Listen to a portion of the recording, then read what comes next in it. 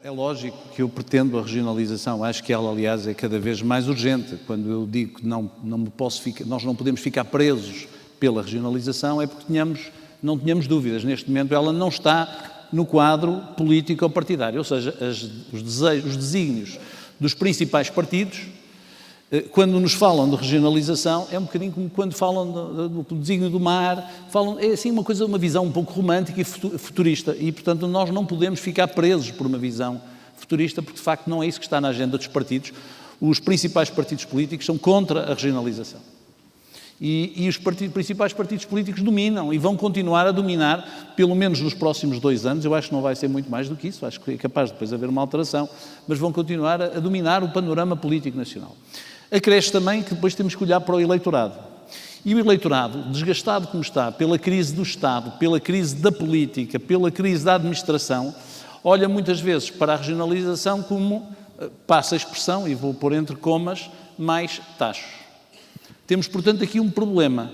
O problema é que os nossos representantes democraticamente eleitos, quando nos dizem que querem a regionalização, estão a mentir, e aqueles que os elegem neste momento, exatamente por desconfiar dos eleitos, também não querem a regionalização, porque supõem que a regionalização vai representar mais taxos, mais esta política, mais burocracia, mais coisas que não entendem e mais custos que vão, afinal de tudo, absorver aquilo que é o seu quinhão na riqueza que criam. E, portanto, é esta a minha dificuldade, é a dificuldade de qual é o momento. Mas isso não nos pode inibir de dizer-nos claramente aquilo que pensamos. E quando tu levantaste o problema na questão inicial, Europa, e o que é a coesão, o que são os fundos de coesão, em primeiro lugar dizer, é verdade que 1/3, sensivelmente, do orçamento vai para a coesão. E parece que é muito, mas não é, porque se nós compararmos em termos de PIB e compararmos com modelos idênticos, com os Estados Unidos, por exemplo, é muito pouco, principalmente porque as questões de soberania continuam a estar nos vários Estados. E se pensarmos a esta divergência, podemos considerar que, apesar de tudo, o esforço de coesão já de si é manifestamente insuficiente. Ou seja, as verbas que são alocadas para a coesão num espaço comum são poucas. Mas se elas já são poucas, pior acontece se depois são mal redistribuídas. E o que sucede, no caso português, que é o que mais nos interessa, é que objetivamente tem havido a captura desses recursos de tal forma que elas não chegam para criar impacto na convergência que é desejada. Eu não estou nada de acordo que a culpa seja de nós todos, porque dizer que a culpa é de nós todos é dizer que a culpa não é de ninguém. Porque se nós repartirmos a culpa de forma equitativa entre todos, ficamos sem culpa. Eu, sinceramente, acho que aqui não é verdade.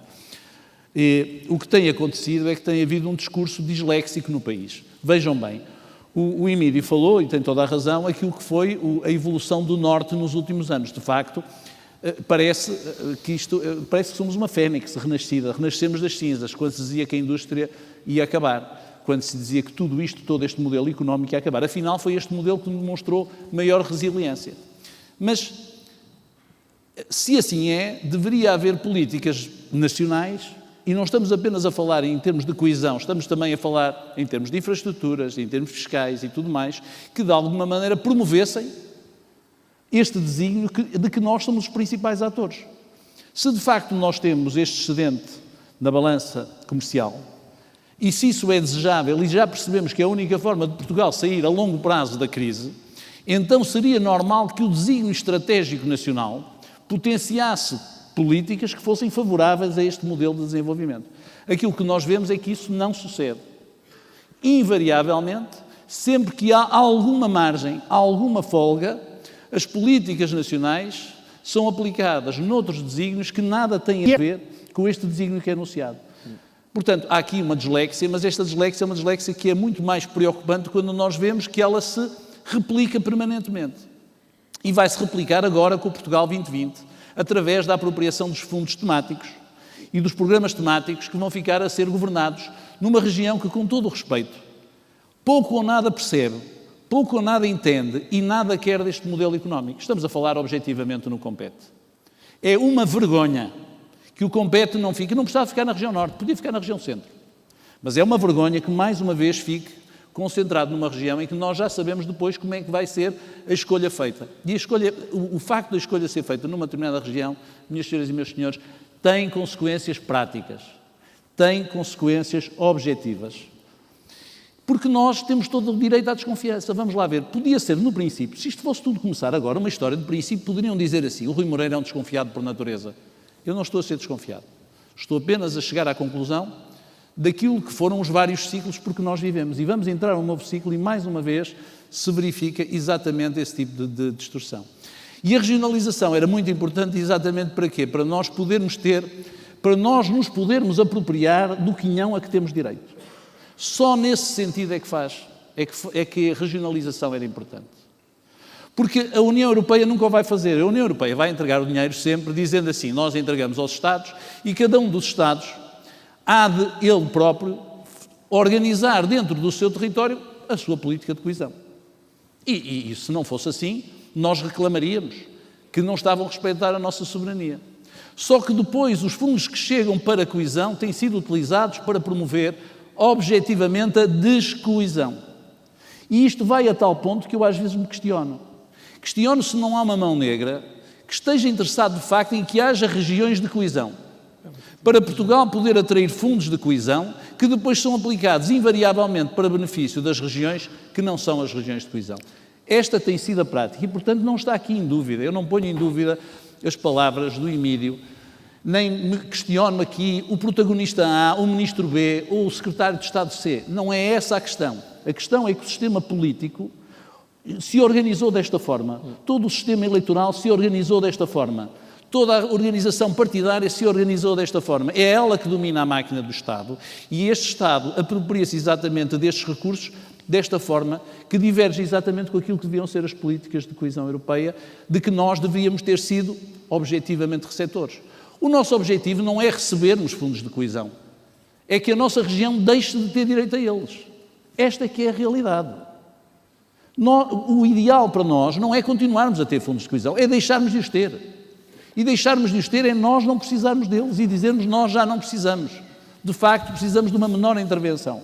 Mas para que isso suceda, não pode continuar este bilhar a ser inclinado para um único buraco. E este bilhar, que é este território nacional, por acaso tem um formato parecido, tem estado sempre inclinado para um único buraco. E o que sucede depois é que nós vemos esta situação de enorme contradição.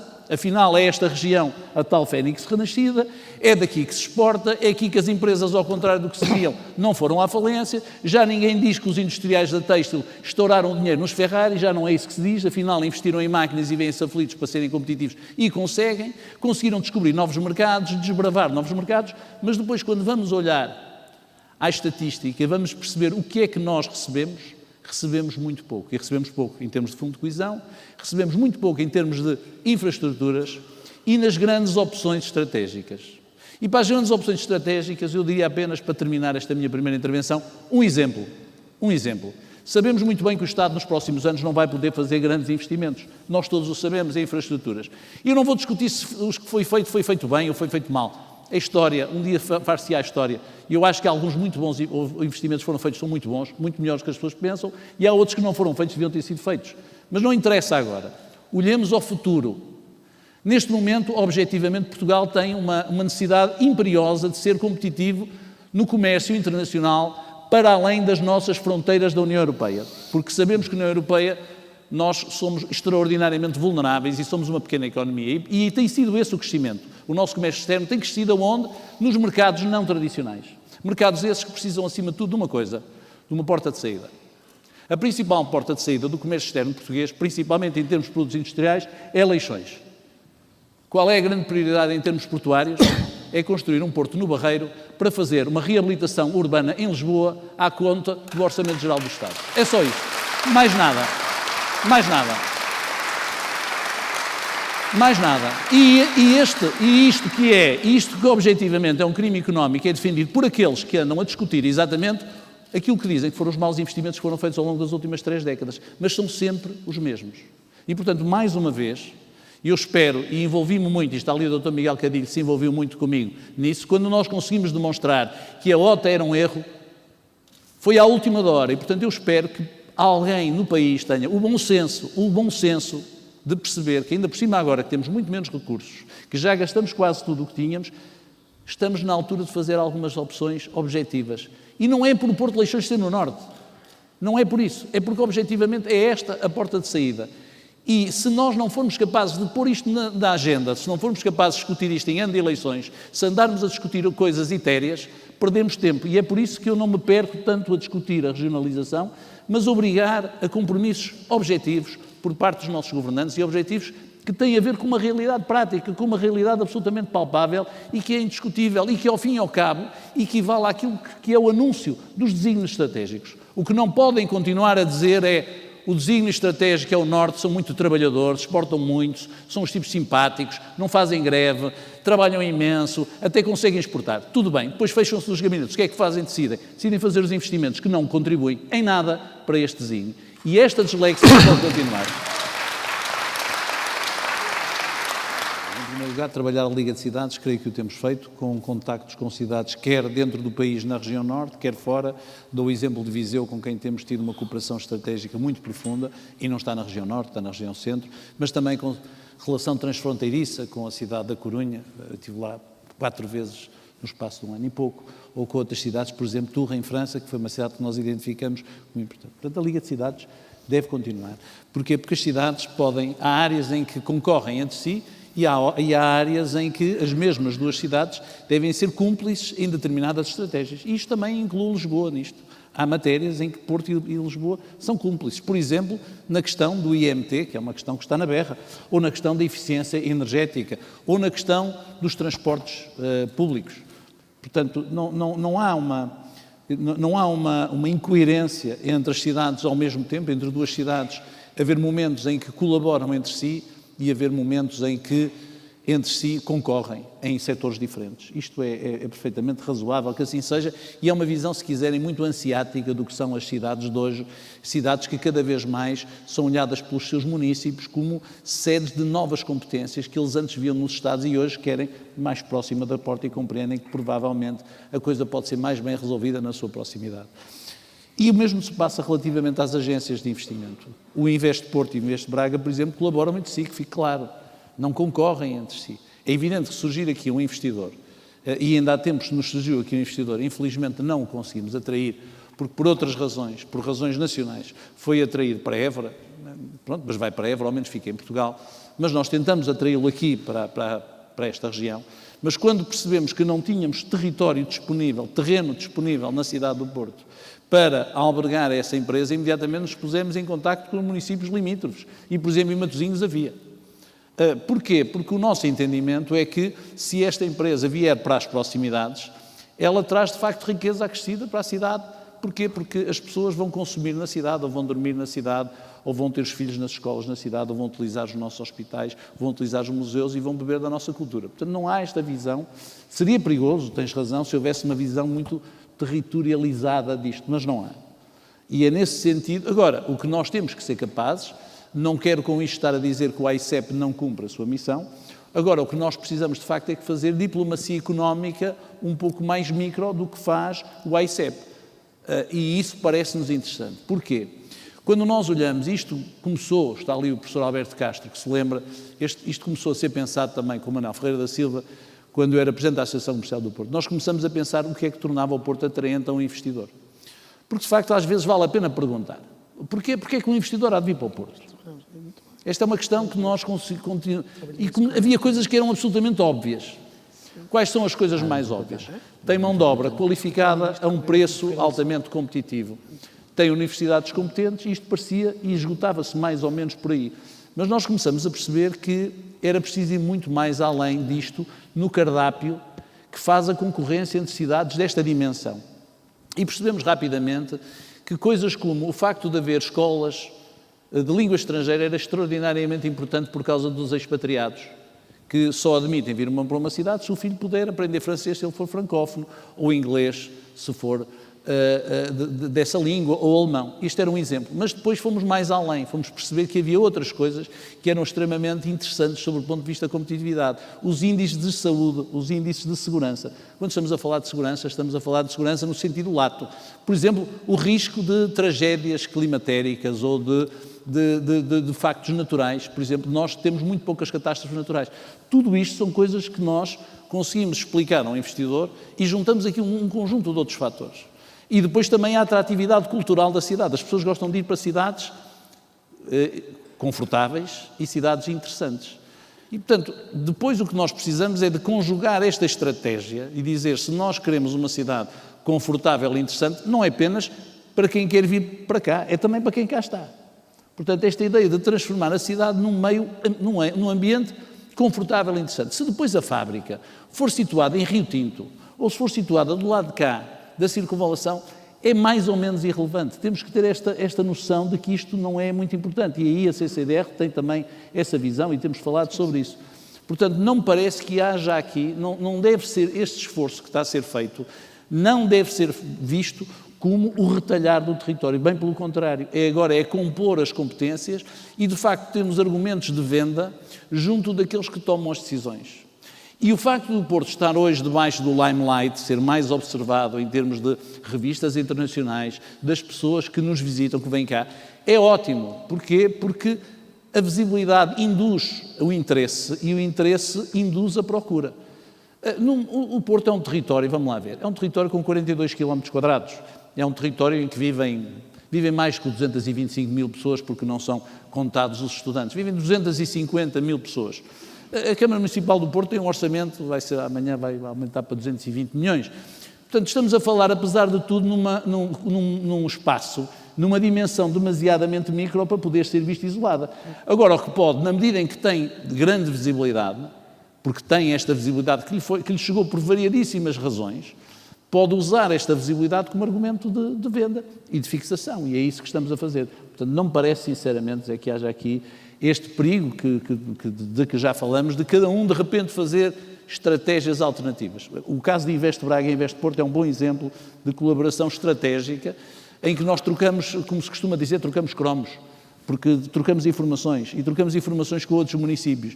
E também aí nos municípios é preciso perceber que esta Liga de Cidades, por exemplo, aquilo que fizemos com Matosinhos e com Gaia, da Frente Atlântica, há muita gente agora que diz, bom, se calhar já podiam ter feito mais coisas, mas eu recordo que ainda há poucos anos, há pouco tempo, os autarcas destas cidades praticamente não falavam entre si. E hoje em dia desenvolveram-se estratégias relativamente ao Rio Douro, estratégias relativamente à circunvalação, tem-se um conjunto de estratégias relativamente à área de saúde em que nós queremos ter protagonismo e, portanto, também aí são passos que estão a ser dados no bom caminho. E não é apenas aqui. O caso de Braga e Guimarães. Braga e Guimarães, há anos atrás, viviam de costas voltadas. Hoje em dia, há uma colaboração ativa entre duas cidades que tinham uma extraordinária rivalidade histórica. Eram, se calhar, as cidades no país que tinham maior rivalidade. Portanto, eu acho que, nesse aspecto, se tem dado alguns passos positivos. E isto não tem a ver com os políticos, não é apenas as decisões dos presidentes de Câmara. Tem muito a ver com uma nova forma de cidadania em que as pessoas já compreendem melhor que, independentemente de haver um certo bairrismo clubístico quase, que há mais alguma coisa, que precisamos de dimensão e de massa crítica. Aí as universidades têm tido um papel fundamental. Porquê? Porque congregam uma miríade de pessoas e dão aos nossos estudantes também uma visão muito mais cosmopolita. Eles também percebem que o facto de terem pessoas de fora, que para eles traz vantagens e creio que essa visão um pouco cosmopolita da nossa sociedade tem sido muito dada por este influxo de estudantes estrangeiros que felizmente têm vindo para as nossas universidades. Eu gostaria que daqui a 10 anos o Presidente da Câmara do Porto possa ir à Corunha e dizer que o aeroporto Francisco Sá Carneiro é o aeroporto da Galiza e que toda a gente ache normal e que o Presidente da região autónoma da Galiza possa vir ao Porto e dizer a estação do TGV de Vigo é a estação do Porto de TGV e que toda a gente ache isso normal. Se nós conseguirmos isso, creio que teremos dado um extraordinário passo para sermos uma euro-região, porque dali vêm bons ventos e, como estavas a dizer, bons casamentos. Muito obrigado.